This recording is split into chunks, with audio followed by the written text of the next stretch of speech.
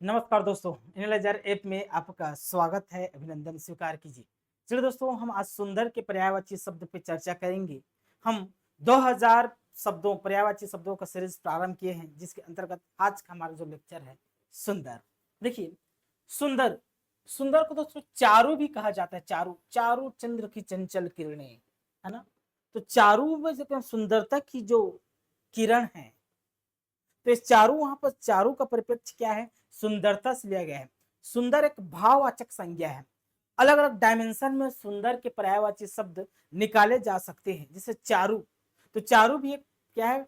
सुंदरता को रिप्रेजेंट करता है, इसलिए चारू क्या हो जाएगा? आपका पर्यायवाची शब्द हो जाएगा। ललित, जैसे मन मेरा ललित हो गया। भाई मन ललित क्यों होता है? किसी की सुंदरता को देखकर, या मैं प्रसन्न हूं तो कुछ सुंदर चीज हुआ होगा मेरे साथ। इस परिप्रेक्ष्य में ललित को भी सुंदर के पर्यायवाची शब्द ले लिया जाता है।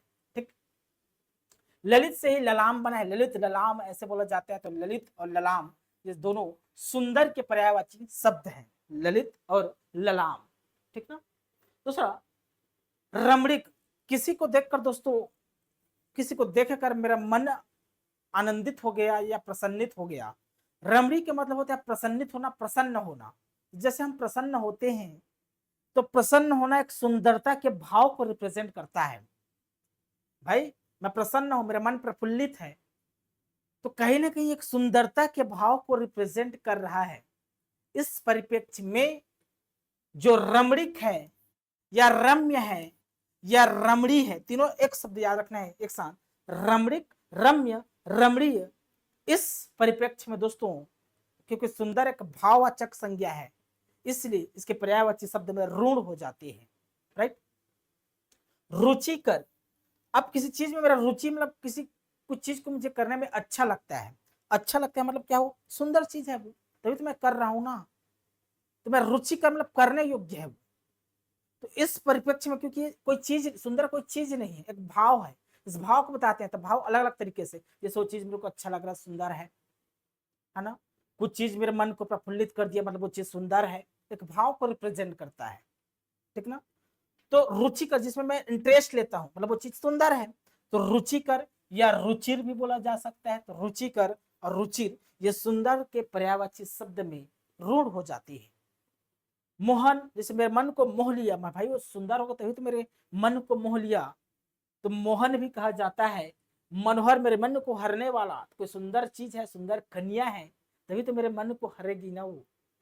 तो मोहन, मनोहर, मनहर और मोहक एक साथ याद रखना। मोहक, मनहर, मनोहर, मोहन मेरे मन को प्रफुल्लित कर दिया, हर कर। ठीक। तो सुंदर के भाव है। मोहन में भी सुंदर के भाव छिपा हुआ है। मनोहर, मनहर और मोहर में भी सुंदर के भाव छिपा हुआ है, क्योंकि सुंदर एक भाववाचक संज्ञा है। ठीक ना। सुहावना, कुछ चीज सुहावना क्यों लगता है? क्योंकि वहां पर दोस्तों सुंदरता का भाव प्रकट हो रहा है, तभी तो कुछ चीज सुहावना है। जैसे सुहाना मौसम, मतलब बहुत ही सुंदर मौसम है, सुंदर नजारा है ना। तो दोस्तों सुहावना या कमनीय भी बोल सकते हैं। सुहावना या कमनीय, चित्त कर सक, मेरे मन चित्त को आकर्षित कर दे। चित्त कर सक, तो कोई भी चीज मेरे मन को, मेरे चित्त को आकर्षित क्यों करेगा? भाई वो सुंदर है तभी करेगा। इसमें सुंदरता का भाव है। जो चित्त कर्षक भी बोल सकते हैं। शोभना, शोभना ये शोभन है। शोभन बोलती है, क्या बोलते हैं? शोभन, मतलब कोई भी चीज सुशोभित क्यों होता है? भाई वो सुंदर है तभी तो सुशोभित है ना। तो उस परिप्रेक्ष्य में शोभन, सुरम्य, तो शोभन को याद रखना है, सुरम्य को याद रखना है। मंजू, मतलब मन को, जो मंजुलता नाम रहता है ना, वो सुंदरता के भाव को रिप्रेजेंट करता है। तो मंजुल। और अभिराम, अभिराम सुंदर को रिप्रेजेंट करता है। और दोस्तों एक शब्द होता है अविराम। अविराम का अर्थ होता है बिना रुकी, बिना रुकी। अविराम मतलब बिना रुके। अभिराम मतलब क्या होता है? चीज सुंदर, क्या इसमें इसमें छिपा हुआ है सुंदर। तो सुंदर कोई वस्तु नहीं है, कोई चीज नहीं है। सुंदर एक भाव है, भाव को प्रकट करता है। तो अलग अलग डायमेंशन में दोस्तों सुंदर के पर्यायवाची शब्द बन सकते हैं। और भी चीज आप क्रिएट कर सकते हैं सुंदरता को लेकर। ठीक ना।